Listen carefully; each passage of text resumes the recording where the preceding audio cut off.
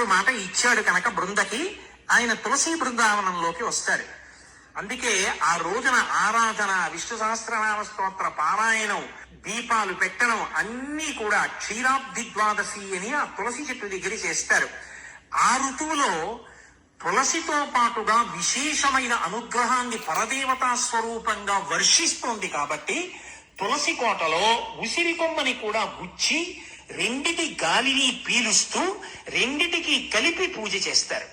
కాబట్టి క్షీరాబ్ది ద్వాదశి మాట ఇచ్చాడు కనుక బృందకి ఆయన తులసి బృందావనంలోకి వస్తారు.